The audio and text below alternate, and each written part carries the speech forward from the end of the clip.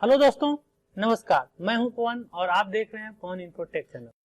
दोस्तों, आज के इस वीडियो में हम सीखेंगे एमएस एक्सेल में F1 फंक्शन से लेकर F12 फंक्शन की का क्या उपयोग होता है। अगर जो प्रत्येक फंक्शन की का एग्जाम्पल के साथ उपयोग सीखना चाहते हैं तो इस वीडियो को शुरू से अंत तक देखिएगा। तो चलिए वीडियो को शुरू करते हैं।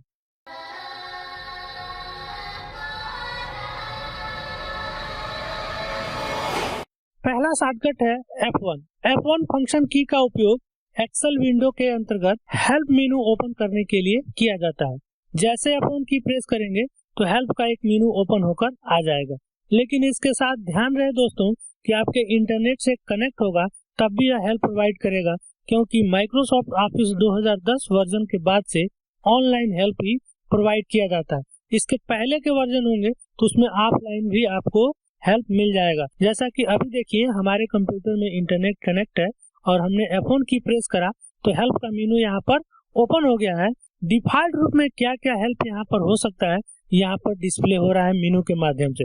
यदि आप किसी पार्टिकुलर टॉपिक पर मदद चाहते हैं तो आप यहाँ पर टाइप भी कर सकते हैं। जैसे सम फंक्शन के बारे में आप जानकारी चाहते हैं तो सम टाइप करें और एंटर प्रेस करें। ऑटोमेटिक इस सम से संबंधित उससे मिलती जुलती समस्या और उसका समाधान यहाँ पर आ जाएगा। लेकिन वहीं पर दोस्तों अगर जो आपके कंप्यूटर में इंटरनेट कनेक्ट नहीं होगा तो यह यहाँ पर ओपन नहीं होगा। चलिए मैं डिस्कनेक्ट करके आपको दिखाता हूँ। देखिए यहाँ पर मैंने डिस्कनेक्ट कर दिया है। अब मैं F1 की प्रेस करता हूँ तो देखिए यहाँ पे मैसेज आ रहा है, sorry something went wrong, please check your network connection and try again. तो इस प्रकार दोस्तों आपने सीखा एक्सेल विंडो के अंतर्गत F1 फंक्शन की का उपयोग हेल्प मेनू को ओपन करने के लिए किया जाता है। साथ ही साथ दोस्तों बता दें F1 फंक्शन की ऐसा की है जो कि किसी भी प्रोग्राम या किसी भी सॉफ्टवेयर के अंतर्गत सहायता लेने के लिए इसका उपयोग किया जाता है। अगला हमारा शॉर्टकट है F2 फंक्शन की। F2 फंक्शन की का उपयोग किसी भी एक्सेल के सेल के कंटेंट को एडिट करने के लिए किया जाता है, चाहे उस सेल में कोई टेक्स्ट हो, फार्मूला हो, फंक्शन हो या फिर कोई नंबर हो। जैसे देखे दोस्तों यहाँ पर है 59, ये गलती से ऐसा हो गया है, यहाँ पर होना चाहिए 65। तो अगर जो आप माउस से इसे एडिट करना चाहते हैं तो आप इसमें डबल क्लिक करें। जैसे डबल क्लिक करेंगे देखिए एडिट हो गया।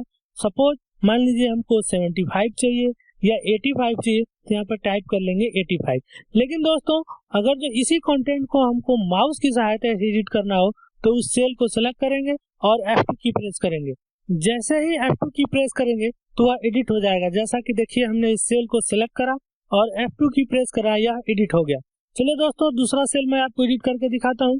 जैसे मैंने यहाँ पे C5 को सिलेक्ट करा, अपना माउस पॉइंटर इधर रखा, उसके बाद F2 की को प्रेस करा। जैसे F2 की प्रेस करा देखिए वह एडिट हो गया। अब इसे हम कर लेते हैं यहाँ पर बैक और यहाँ पर 89 हम टाइप कर लेते हैं। ऐसे ही दोस्तों अगर जो किसी का नाम एडिट करना हो या कोई भी कंटेंट आपने गलत टाइप कर दिया, जैसे यहाँ पर हमको टोटल चाहिए तो हमने यहाँ पर टाइप करा टोटल, देखिए यहाँ पे डबल L हो गया है जो कि गलत है। चलिए मैं टाइप करके अगले खाने में आ जाता हूँ। यहाँ पर मैं संजय का टोटल यहाँ पे नंबर काउंट करके एक फंक्शन की सहायता से आपको दिखाता हूँ। तो मैंने इक्वल साइन टाइप करा सम, टाइप की प्रेस करा और संजय के सभी नंबरों को सिलेक्ट करा, शिफ्ट के साथ 0 की प्रेस करके एंटर की प्रेस करा। तो देखिए यहाँ पे इसका टोटल आ गया संजय का अंक 442। तो अब दोस्तों हमें एडिट करना है। मैंने पहले ही बताया था किसी भी सेल में फार्मूला टाइप हो, फंक्शन टाइप हो, किसी भी प्रकार का कोई भी कंटेंट हो उसे एडिट करना है तो आपको F2 की प्रेस करना है। जैसे ही F2 की प्रेस करेंगे वह एडिट हो जाएगा। जैसा कि देखिए यहाँ पर एडिट हो गया। चलिए एंटर की प्रेस करते हैं, यही रहने देते हैं। अब हमें दोस्तों ये टोटल जो कि हमने अभी टाइप करा है इसकी स्पेलिंग गलत है तो इसे सिलेक्ट करके F2 की प्रेस करेंगे, देखिए एडिट हो गया। बैक स्पेस की प्रेस करेंगे और एक टेक्स्ट को हटा देंगे, एंटर की प्रेस करेंगे, देखिए यह सही हो गया। यदि दोस्तों किसी सेल को आप एडिट नहीं करना चाहते, डायरेक्ट उसमें पूरा का पूरा कंटेंट बदलना चाहते हैं, जैसे देखिए यहाँ पे राहुल है, मैं यहाँ पर से राधा करना चाहता हूँ तो यहाँ पर इसे एडिट करने की आवश्यकता नहीं है। आप सीधे नाम टाइप करिए उस सेल को सिलेक्ट करके। तो हमने टाइप करा RADHA, देखिए टाइप हो गया राधा। एडिट करने की जरूरत नहीं है। एडिट करने की आवश्यकता उस वक्त है जब उस सेल के कंटेंट में थोड़ी सी चेंजिंग करनी हो। अगर जो पूरा का पूरा कंटेंट चेंज करना हो तो उसे सिलेक्ट करिए और सीधा अपना मैटर टाइप करिए, ऑटोमेटिक पुराना वाला डेटा वहां से डिलीट हो जाएगा। अगला हमारा शॉर्टकट है F3। F3 फंक्शन का उपयोग नेम लिस्ट से नेम को पेस्ट करने या सेलेक्ट करने के लिए किया जाता है। लेकिन यहाँ सेलेक्ट करने से पहले दोस्तों आपको सबसे पहले रेंज बनाना होगा। रेंज बनाने से पहले सबसे पहले मैं यहाँ पर कुछ यहाँ पे गणना करके मैं आपको बता दूं, तब जाके आपको बहुत ही अच्छे से समझ में आएगा। जैसे मैं दोस्तों यहाँ पर मुकेश के सभी नंबर को जोड़ना चाहता हूँ, तो मैंने टाइप करा यहाँ इक्वल, फिर टाइप करा सम, टैब की प्रेस करा और मुकेश के सारे यहाँ पे जो नंबर प्राप्त किए इन्होंने अलग अलग सब्जेक्ट में सबको सिलेक्ट करा, शिफ्ट के साथ 0 की प्रेस करा और एंटर की प्रेस करा। देखिए 402 आ गए। ऐसे दोस्तों राजेश का हमको चाहिए, तो हमने इक्वल साइन लगाया और यहाँ पे टाइप करा सम, टैब की प्रेस करा और यहाँ पर अब F3 की प्रेस करते हैं। अभी हम F3 की प्रेस कर रहे हैं तो देखिए स्टॉप का मैसेज सुनाई दे रहा है कंप्यूटर में, लेकिन यहाँ पर कुछ भी हाईलाइट नहीं हो रहा। दोस्तों इस प्रकार की गणना आपको बार बार रोज रोज एक ही व्यक्ति की करनी हो तो आपको इस तरह बार बार सेलेक्ट करने की आवश्यकता नहीं है। चलिए हम इसे बैक करते हैं और सबसे पहले हम इन सबका रेंज तैयार कर लेते हैं ताकि आप F3 फंक्शन की का उपयोग अच्छे से समझ पाए। उसके लिए दोस्तों सबसे पहले इन सबको सेलेक्ट करें जिनका कि आपको लिस्ट बनाना है। ध्यान रहे आप सब्जेक्ट वाइज भी बना सकते हैं, लेकिन मैं सब्जेक्ट से नहीं बना रहा हूँ, तो हमने इतना ही डेटा सेलेक्ट करा। इन डेटा को सेलेक्ट करने के बाद से फार्मूला टैब को क्लिक करना है और यहाँ पर क्रिएट फ्रॉम सिलेक्शन को क्लिक कर देना है। जैसे ही क्लिक करेंगे तो क्रिएट नेम फ्रॉम सिलेक्शन का एक छोटा सा पॉपअप विंडो आ जाएगा। तो यहाँ पर देखिए इस कंटेंट में सबसे ऊपर का ही हेडिंग नजर आ रहा है क्योंकि हमने इसे बोल्ड करके रखा है, तो ऑटोमेटिक टॉप रो सेलेक्ट कर लिया। अगर जो इसमें से कुछ भी सिलेक्शन में होगा तो आप टॉप रो को ही सिलेक्ट करिएगा। मीन्स ध्यान रहे यहाँ पर टॉप रो को ही नहीं सिलेक्ट करना है, आपको उस चीज को सिलेक्ट करना है जो कि आपका हेडिंग है। तो हेडिंग यही है, इसलिए यहाँ पर टॉप रो को हम सेलेक्ट करेंगे। अगर जो टोटल को सेलेक्ट करके करते तो लेफ्ट कॉलम को भी ले लेता क्योंकि यह भी हेडिंग हो जाता। हिंदी में सबका नंबर है तो हिंदी के माध्यम से भी आप काउंट कर सकते थे कि हिंदी में सबका नंबर कितना है। तो फिलहाल टॉप रो को हम सिलेक्ट करेंगे और ओके को क्लिक कर देंगे। लेकिन इस ओके को क्लिक करने से पहले इसे करते हैं कैंसिल और नेम मैनेजर को क्लिक करके मैं आपको दिखा दूं कि देखिए इसमें किसी भी प्रकार का कोई लिस्ट नहीं है। आप यहाँ से भी न्यू को क्लिक करके लिस्ट तैयार कर सकते हैं। चलिए इसे क्लोज करते हैं। सिलेक्शन बना हुआ है, अब क्रिएट फ्रॉम सिलेक्शन को क्लिक कर देते हैं और ओके को क्लिक करते हैं। जैसे ओके को क्लिक करेंगे तो इन सब का सिलेक्शन हो गया और इनकी लिस्ट तैयार हो गई। अब नेम मैनेजर को क्लिक करते हैं तो देखिए यहाँ पे लिस्ट बनकर आ गई। पहला मुकेश, दूसरा राधा, तीसरा राजेश और चौथा संजय। अब इससे होगा क्या दोस्तों, अब देखिए कितनी आसानी से इनके नंबरों को हम जोड़ सकते हैं। अब यहाँ पर इसे करते हैं क्लोज। यहाँ पर किसी भी नाम के नीचे इक्वल साइन लगाया, टाइप करा सम, टाइप की प्रेस करा। अब हमें राधा का जोड़ना है तो सिंपल दोस्तों यहाँ पर F3 की प्रेस करना है। जैसे ही F3 की प्रेस करेंगे देखिए पेस्ट नेम से एक छोटा सा विंडो आ गया और यहाँ पर लिस्ट आ गई। किसका टोटल आप करना चाहते हैं तो राधा का, तो हमने सिलेक्ट करा, ओके और एंटर की प्रेस करिए। देखिए इसका टोटल यहाँ पर आ गया। ऐसे ही दोस्तों संजय के पूरे अंक को जोड़ना चाहते हैं तो इक्वल, यहाँ पे टाइप करें सम, टाइप की प्रेस करें और आप चाहें तो सीधे सीधे नाम ही टाइप कर सकते हैं। देखिए हमने टाइप करा संजय, एंटर की प्रेस करा और उसका टोटल यहाँ पर निकल गया। ऐसे ही राजेश का देखते हैं तो इक्वल सम, टाइप की प्रेस करा और उसके बाद F3 की प्रेस करेंगे और राजेश को सिलेक्ट करके ओके को क्लिक कर देंगे और एंटर की प्रेस करेंगे। देखिए इसका भी निकल गया। ऐसे ही दोस्तों अलग अलग निकालने के बजाय आप चाहते हैं सबका अंक, मतलब टोटल इन्होंने कितना अंक प्राप्त किया है वो आप निकालना चाहते हैं तो बहुत ही आसान है दोस्तों। इक्वल का साइन लगाइए, सम टाइप कीजिए, टैब की प्रेस करिए और F3 फंक्शन की प्रेस करिए, मुकेश ओके करिए, कामा लगाइए, फिर से F3 की प्रेस करिए, राधा ओके, कामा लगाइए, फिर से F3 की प्रेस करिए, राजेश ओके, कामा लगाइए, फिर से F3 की प्रेस करिए, Sanjay okay, close parenthesis, enter की प्रेस करिए।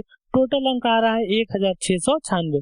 इन टोटल ने मिलकर 1696 अंक प्राप्त करा है। ऐसे ही दोस्तों अगर जो मैक्सिमम, मिनिमम या कुछ भी इसमें से निकालना हो तो आप आसानी से निकाल सकते हैं। जैसे इक्वल मैक्स, टाइप की प्रेस करा, F3 की प्रेस करेंगे और किसी का भी नाम सेलेक्ट कर लेंगे। जैसे हम सबसे पहले राधा को सेलेक्ट करते हैं, ओके एंटर की प्रेस करते हैं तो देखिए इसमें सबसे उच्चतम अंक है 71। राधा का सबसे उच्चतम अंक कितना है 71। तो इस प्रकार दोस्तों लिस्ट बनाकर आप F3 शॉर्टकट की का उपयोग करके उस रेंज से या उस लिस्ट से उस नाम को यहाँ पर फार्मूला के रूप में यूज कर सकते हैं। अगला हमारा शॉर्टकट है दोस्तों F4 फंक्शन की। F4 फंक्शन की का उपयोग किसी भी एब्सोल्यूट सेल एड्रेस को रिलेटिव में बदलने और रिलेटिव को एब्सोल्यूट में बदलने तथा लास्ट एक्शन को रिपीट करने के लिए किया जाता है। चलिए दोस्तों देख लेते हैं वो कैसे। तो उसके लिए दोस्तों हमें एक छोटा सा रैंक का फंक्शन चलाना होगा। ध्यान से समझिएगा रैंक फंक्शन क्या है। सबसे पहले हम इन सब का टोटल निकाल लेते हैं। तो हमने यहाँ पे टाइप करा सम और हमने यहाँ पे टाइप करा राधा, एंटर की प्रेस करा, इसका आंसर निकल गया। अब ऐसे दोस्तों इसका भी हम निकाल लेते हैं, राजेश का भी निकाल लेते हैं और मुकेश का भी निकाल लेते हैं। अब दोस्तों हमें इसमें पता करना है कि इसमें सबसे पहला रैंक किसका आया हुआ है। तो उसके लिए दोस्तों सबसे पहले इस वैल्यू को हमको दूसरी तरफ टाइप करना होगा। तो पहली वैल्यू है 386, दूसरी है 442, तीसरी है 466 और चौथी है 402। अब दोस्तों हमें इसका रैंक निकालना है कि प्रथम स्थान किसका है। तो उसके लिए दोस्तों यहाँ पर रैंक फंक्शन चलाना होगा। तो हमने टाइप करा इक्वल RAN के रैंक, टैब की प्रेस करा, उसके बाद से किसी भी इन चारों में से एक सेल को सिलेक्ट करना है, कामा लगाना है और फिर इन चारों सेल को एक साथ सिलेक्ट करना है। शिफ्ट के साथ 0 की प्रेस करना है क्लोज पैरेंथेसिस के लिए। अब एंटर की प्रेस करते हैं, देखिए आंसर आ गया 4। जैसे इस फार्मूला को नीचे की तरफ स्क्रॉल करेंगे तो इसका रैंक निकल कर आ जाएगा। जैसा कि अभी आप देख रहे हैं, देखिए 386 का 4 आया है, 442 का 2 आया है, 466 का 1 आया है और 402 का भी 1 आया है। लेकिन देखें दोस्तों यहाँ पर 2 वैल्यू का एक ही आया हुआ है जो कि गलत है। तो दोस्तों सही रैंक कैसे निकालें, चलिए हम वो सीख लेते हैं। उसके लिए इस सेल को मैंने सिलेक्ट करा, इक्वल का साइन लगाया, टाइप करा रैंक, रैंक फंक्शन को सिलेक्ट करा, टैब की प्रेस करा और इन चारों में से किसी भी एक सेल को सिलेक्ट करें। तो मैंने पहले को सिलेक्ट करा, कामा लगाया और उसके बाद से फिर से इन चारों को एक साथ सिलेक्ट करा। शिफ्ट के साथ 0 की प्रेस करके क्लोज पैरेंथेसिस लगा देंगे। लेकिन उससे पहले दोस्तों जो अंत में आपने पहले से लेकर अंत तक का सेल सिलेक्ट करा, इसे आपको माउस की सहायता से सिलेक्ट कर लेना है और सिलेक्ट करने के बाद F4 फंक्शन की को प्रेस करना है। जैसे F4 फंक्शन की प्रेस करेंगे तो यह देखिए लॉक हो गया, देख रहे हैं इसका रेफरेंस अब लॉक हो गया। अगर ये व्यू आपको लॉक का पसंद नहीं आया तो दोबारा F4 फंक्शन की प्रेस करके इसे लॉक कर सकते हैं अलग व्यू में। देखिए व्यू चेंज हो गया, फिर से F4 फंक्शन की प्रेस करके इसका व्यू चेंज कर सकते हैं। देखिए फिर से चेंज हो गया।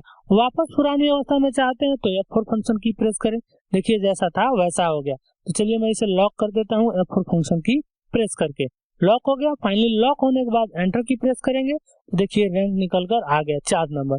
अब इसे फिर से नीचे की तरफ हम फील करते हैं, जैसे हम फील करेंगे तो सही रैंक निकल कर आ जाएगा।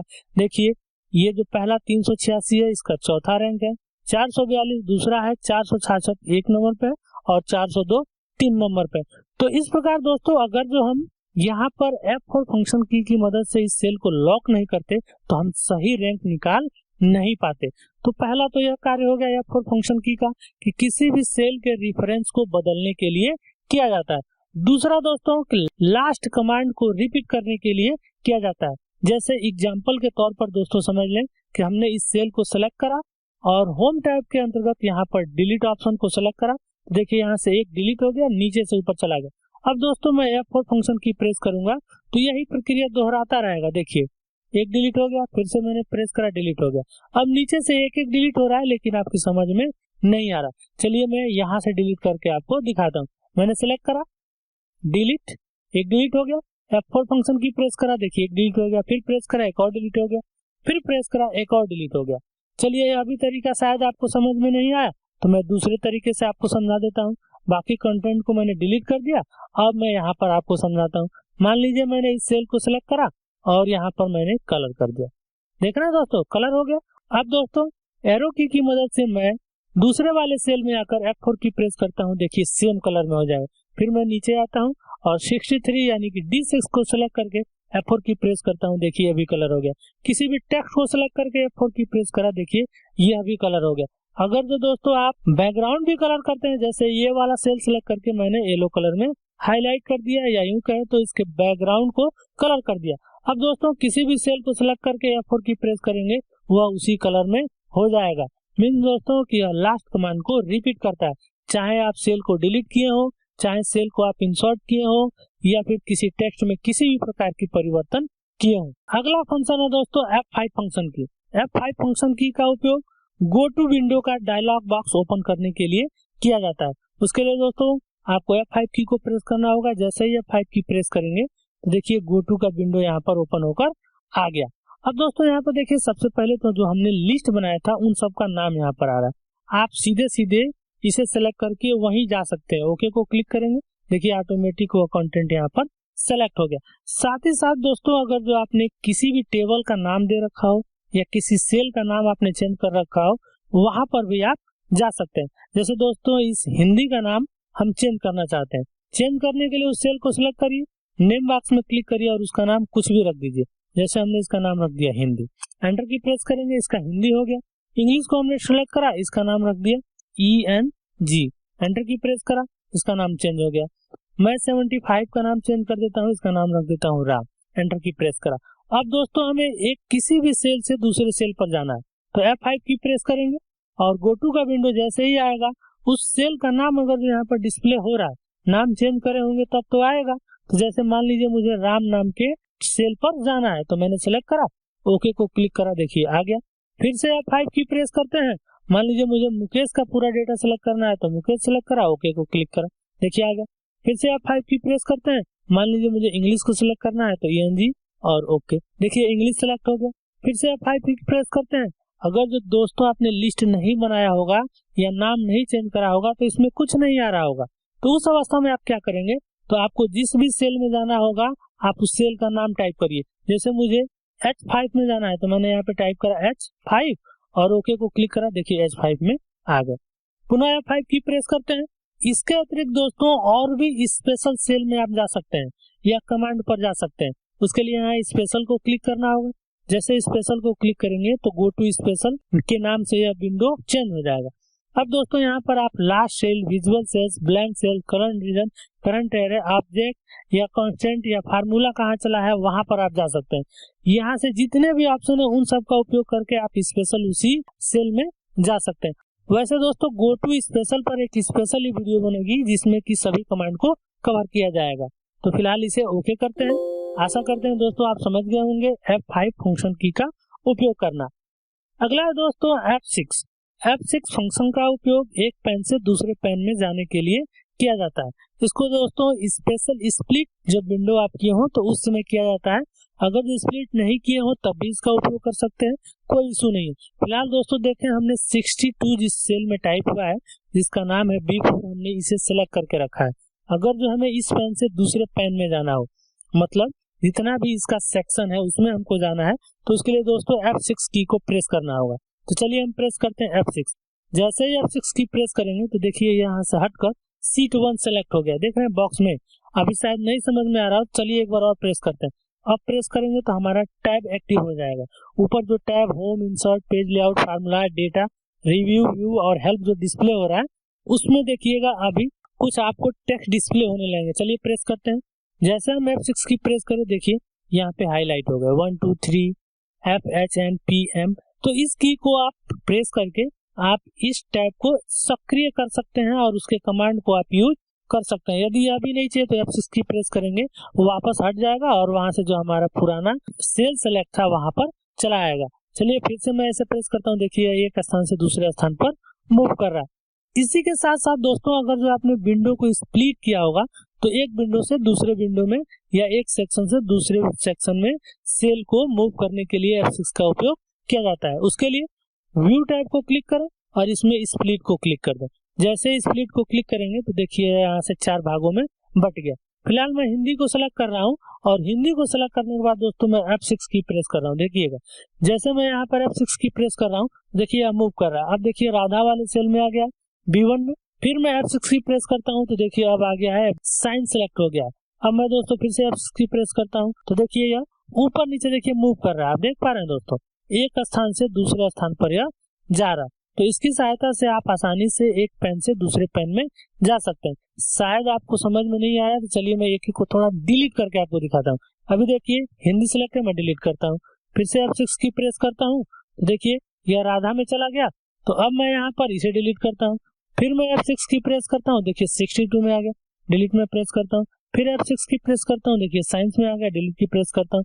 फिर F6 की प्रेस करता हूँ। तो ऐसे ही ये मूव होता रहेगा, एक स्थान से दूसरे स्थान पर जाता रहेगा। अब मैं कंट्रोल Z करके दोस्तों इसे वापस कर देता हूँ। फाइनली स्प्लिट को मैं यहाँ से हटा देता हूँ। अब हमारा पूरा का पूरा डाटा यहाँ पर आ चुका है। अगला हमारा शॉर्टकट है दोस्तों F7। F7 शॉर्टकट की का उपयोग किसी भी प्रकार के स्पेलिंग जो कि हमने एरर टाइप कर दिया है एक्सेल विंडो के अंतर्गत, उसकी जांच करने, उसमें सुधार करने और उसकी जगह पर उसकी करेक्ट स्पेलिंग इंसर्ट करने के लिए किया जाता है। जैसे एग्जाम्पल के तौर पर हमने दोस्तों यहाँ पे टाइप करा नेशनल, NATIONAL, जो कि स्पेलिंग बिल्कुल ही सही है, लेकिन दोस्तों मैं इसमें थोड़ी सी गलती कर देता हूँ, TIANAL टाइप कर दे रहा हूँ, जो कि एक गलत स्पेलिंग है नेशनल का। दूसरा मैं दोस्तों यहाँ पे टाइप कर देता हूँ जैसे फ्लावर का FLAWER, एंटर की प्रेस करते हैं। अब दोस्तों हम चेक करते हैं कि इसकी स्पेलिंग कौन सी एरर है, या दोस्तों आपने कुछ भी एक्सेल विंडो के अंदर टाइप कर दिया है और आपको डाउट है कि नहीं ये गलत हो सकता है, तो उसके लिए उस सेल को सिलेक्ट करें, F7 की प्रेस करें। जैसे ही F7 की प्रेस करेंगे तो स्पेलिंग का विंडो ओपन होकर आ जाएगा और देखेंगे सजेशंस के अंतर्गत कि उससे मिलता जुलता शब्द यहाँ पर आपको दिखाई दे रहा है। अब दोस्तों आप इसे चेंज करना चाहते हैं, ऑटो करेक्ट करना चाहते हैं, तो यहाँ से चेंज और ऑटो करेक्ट कर सकते हैं। तो फिलहाल मैं इसे चेंज कर देता हूँ, तो उसके लिए चेंज को क्लिक करता हूँ। जैसे मैंने चेंज को क्लिक करा, देखिए नेशनल की स्पेलिंग बिल्कुल करेक्ट हो गई। अब दोस्तों देखिए ऑटोमेटिक यहाँ से फ्लावर पे आ गया, जो कि फ्लावर की भी स्पेलिंग गलत है और यहाँ पे फ्लावर सिलेक्ट है, तो मैं यहाँ पे ऑटो करेक्ट को क्लिक करता हूँ। देखिए ऑटो करेक्ट हो गया। यहाँ पर यस को क्लिक कर देंगे। यह इसलिए मैसेज दे रहा है क्योंकि यही दो एरर थे और दोनों यहाँ पर सही हो चुका है। तो इस प्रकार दोस्तों F7 शॉर्टकट की का उपयोग करके आप एक्सेल विंडो के अंदर टाइप किए गए किसी भी प्रकार की स्पेलिंग की जांच कर सकते हैं और उसे सुधार सकते हैं। अगला शॉर्टकट है दोस्तों F8 फंक्शन की। F8 फंक्शन की का उपयोग सिलेक्शन मोड को एक्सटेंड करने के लिए किया जाता है। सिलेक्शन मोड क्या होता है, कैसे सिलेक्ट करते हैं वो हम समझ लेते हैं। सबसे पहले जो हमारा एक्स्ट्रा कंटेंट है इसे सिलेक्ट करके हम डिलीट कर देते हैं। अब दोस्तों ध्यान से समझिएगा, जैसे हमने यहाँ पर 85 जो टाइप हुआ है जिस सेल में, इस सेल को हम क्लिक कर रहे हैं जिसका नाम है E8। अब हमने इसे सिलेक्ट करा है। अगर जो दोस्तों हमें दूसरे किसी भी कॉलम में किसी सेल को सिलेक्ट करना होगा, उसके बाद शिफ्ट की या कंट्रोल की प्रेस करना होगा और एक एक सिलेक्ट करना होगा। यहीं पर दोस्तों दूसरे वाले कॉलम में जाना होगा तो एक एक ऐसे क्लिक करके हमको सिलेक्ट करना होगा। लेकिन दोस्तों हमें माउस की सहायता से नहीं, सिर्फ और सिर्फ कीबोर्ड की मदद से सिलेक्ट करना हो तो उसके लिए दोस्तों आपको F8 की को प्रेस करना होगा। अभी फिलहाल देखिए हमने 85 यानी कि E8 वाले सेल को सिलेक्ट करके रखा है और स्टेटस बार पर आप आकर देखें तो देखें यहाँ पे रेडी डिस्प्ले हो रहा है। अब यहाँ पर जैसे ही F8 की प्रेस करेंगे तो एक्सटेंड सिलेक्शन मोड ऑन हो जाएगा। अब F8 की प्रेस करते हैं, देखिए जैसे हमने प्रेस करा यहाँ पे एक्सटेंड सिलेक्शन ऑन हो गया। अब दोस्तों अपने कंप्यूटर के एरो की मदद से आप बिना माउस और कंट्रोल शिफ्ट की को प्रेस किए हुए सिर्फ एरो की सहायता से डेटा को सिलेक्ट कर सकते हैं। देखिए अप एरो की प्रेस कर रहे हैं, एक एक यह सिलेक्शन बनता जा रहा है। अब दोस्तों अगर जो डी कॉलम को सिलेक्ट करना है तो पूरा डी कॉलम एक ही बार में लेफ्ट एरो की मदद से सिलेक्ट कर लेंगे। उसके लेफ्ट वाले को सिलेक्ट करना है तो फिर से आप लेफ्ट एरो की प्रेस करिए। उसके लेफ्ट वाले कॉलम को सिलेक्ट करना है फिर एक बार प्रेस करिए। अगर जो ऊपर से एक रो छोड़ना है तो नीचे की तरफ आप डाउन एरो की को प्रेस करिए। देखिए एक एक प्रेस कर रहे हैं और ये सिलेक्शन छोड़ता चला जा रहा है। अगर जो आप ऐसे ही एक एक सिलेक्शन को छोड़ना चाहते हैं या एक एक सिलेक्शन को इसमें कैप्चर करना चाहते हैं तो एक्सटेंड सिलेक्शन मोड का उपयोग करके आप आसानी से सेलेक्ट कर सकते हैं। उसे हटाना होगा तो फिर से F8 की प्रेस कर देंगे। अब देखिए मैं ऊपर की तरफ जा रहा हूँ, मतलब अप एरो की को प्रेस कर रहा हूँ तो एक ही सिलेक्शन ऊपर जा रहा है। यदि लेफ्ट की को मैं प्रेस करूंगा देखिए लेफ्ट जा रहा है, डाउन की को प्रेस करता हूँ तो डाउन की तरफ आ रहा है। यदि मैं राइट एरो की को प्रेस करूंगा तो यह राइट आएगा। तो इस प्रकार आप डेटा को सिलेक्ट करना चाहते हैं तो F8 की मदद से सिलेक्शन मोड को आप इनेबल कर सकते हैं। अगला हमारा शॉर्टकट दोस्तों F9 फंक्शन की। F9 फंक्शन की का उपयोग रिकैलकुलेट करने के लिए किया जाता है उस समय जब आपका शीट मैनुअल पर सेट हो कैलकुलेशन मोड में। शायद आपको यह समझ में नहीं आया, चलिए मैं आपको समझाता हूँ। जैसे दोस्तों यहाँ पर देखें तो ये जो राधा नाम आप देख पा रहे हैं, ध्यान से समझिएगा, राधा का पूरा यहाँ पर मैं नंबर यहाँ पर जोड़ने वाला हूँ। जोड़ने के लिए मैं क्या करूंगा, अल्ट के साथ इक्वल की प्रेस करूंगा, उसके नीचे वाले सेल में एंटर की प्रेस करूंगा। देखिए आंसर यहाँ पर आ गया 386। अब दोस्तों 65 की जगह पे मैं 85 कर देता हूँ। जैसे मैंने 85 टाइप करा, एंटर की प्रेस करा, ऑटोमेटिक देखिए यहाँ पर आंसर चेंज हो गया। अब दोस्तों इस वाले के साथ भी मैं ऐसा ही करता हूँ, अल्ट इक्वल एंटर, आंसर आ गया। यहाँ पर मैंने क्लिक करा, अल्ट इक्वल एंटर, और मुकेश के नीचे वाले सेल को सिलेक्ट करा, अल्ट इक्वल एंटर। देखिए सबका आंसर आ गया, आपको बखूबी डिस्प्ले भी हो रहा होगा। लेकिन दोस्तों अगर जो हम फार्मूलाज के अंतर्गत आकर कैलकुलेशन ऑप्शंस के अंतर्गत मैनुअल सेलेक्ट कर लें, तो उस समय पर दोस्तों अगर जो हमने किसी भी प्रकार का कोई भी कैलकुलेशन किया हो और वास्तविक डेटा में कोई भी चेंजिंग करते हैं तो मान में किसी भी प्रकार का कोई परिवर्तन नहीं होगा। जैसे देखिए टोटल योग यहाँ पर आपको 402 नजर आ रहा होगा। अगर जो मैं 90 की जगह इसका मैं अंक 95 कर दूं, एंटर की प्रेस करूं, तो देखिए अभी मान में कोई परिवर्तन नहीं हुआ है। 14 की जगह मैं 85 कर दूं, तब भी देखें यहाँ पर मान में कोई परिवर्तन नहीं हुआ है। अब यदि इस तरह का आपके पास सीट है या आपने कैलकुलेशन ऑप्शन को मैनुअल कर लिया है और उसे चाहते हैं अभी जो आपने डेटा में चेंजिंग किया है वो परिवर्तन हो, तो F9 की को प्रेस करेंगे। जैसे ही F9 की प्रेस करेंगे आप देखेंगे मान में परिवर्तन हो गया है। चलिए मैं यहाँ पर आपको चेंज करके दिखाता हूँ। जैसे मैंने यहाँ पर राजेश का जो पहला अंक है इसे मैं 85 कर देता हूँ, दूसरा को 95 और तीसरा को 75। लेकिन देखिए यहाँ पे मान में कोई भी परिवर्तन नहीं हुआ है। मैं इसे फिर से रिकैलकुलेट करना चाहता हूँ तो F9 की प्रेस करूंगा। जैसे ही मैं F9 की प्रेस करूंगा मान में परिवर्तन हो जाएगा। अगर जो आपने सब में परिवर्तन किया है और सब में एक साथ परिवर्तन देखना चाहते हैं तो परिवर्तन करने के बाद F9 की प्रेस करें, आप देखेंगे कि सारे मान में परिवर्तन हो गया। और यदि दोस्तों यह समस्या है मीन्स आपके एक्सेल सीट में ऐसा हो गया है तो आप फार्मूला टैब में आए और कैलकुलेशन ग्रुप में आके कैलकुलेशन ऑप्शंस के ड्रॉप डाउन बटन को क्लिक करें और यहाँ पर ऑटोमेटिक को सिलेक्ट कर लें। जब ऑटोमेटिक रहेगा तो ऑटोमेटिक मान में चेंजिंग होगा। जैसे मैं यहाँ पर 20 टाइप करके एंटर की प्रेस करता हूँ, देखिए मान में चेंजिंग हो रहा है। जैसे मैं यहाँ पे 85 टाइप कर रहा हूँ, देखिए मान में परिवर्तन हो रहा है। चलिए दोस्तों इस सीट को करते हैं क्लोज, डोंट सेव करते हैं और री ओपन करते हैं ताकि हमारा पुराना डेटा पुरानी अवस्था में आ जाए, सारी चेंजिंग हट जाए और आप अच्छे से समझ सकें। अगला हमारा शॉर्टकट है दोस्तों F10 फंक्शन की।